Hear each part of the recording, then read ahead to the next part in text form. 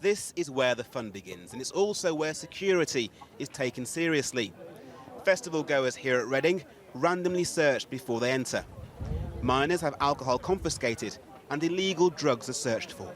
This year, organisers were set to try a new tactic to further protect people high on the idea of having a good time. This is drug safety testing at the Boomtown Festival earlier this month.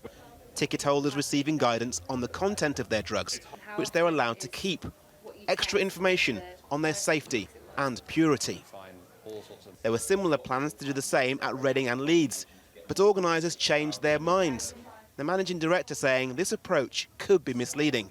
But other festival organisers think testing substances is a positive step. Part of drugs testing is just planting that seed about the danger of these substances and what is in them, and it might be something completely different to what you think it is. It's often the case, and we've seen that, you know, drug users will hand their substances in, often after getting them tested, and think again about that. So this actually reduces drug use ultimately. Drug-related deaths are at an all-time high. Almost 4,000 dying in the last year across the UK. 18-year-old Georgia Jones died after taking 2 pills at the Mutiny Festival earlier this year. Her mother has told 5 News she believes mandatory testing could save lives. Her view is shared by a professor who's previously advised the government on drugs policy. I think a number of them would be preventable. The more we have testing in festivals, the safer it is for people, because evidence tells us that when people know what they're taking, if it is toxic, they don't take it.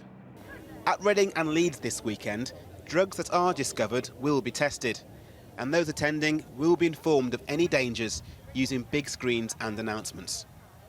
Festival goers today gave their views on the idea of drugs testing. I think at the very least, just to make sure that the drugs they are taking is not too dangerous, and that, you know, that there's guidance all the way through. I think it's a good idea. They contradict themselves by letting them in the festivals themselves, but to get them tested is good. The balance between drug protection and drug deterrence is a line which is proving increasingly difficult to navigate to ensure safety. Warren Nettleford, 5 News.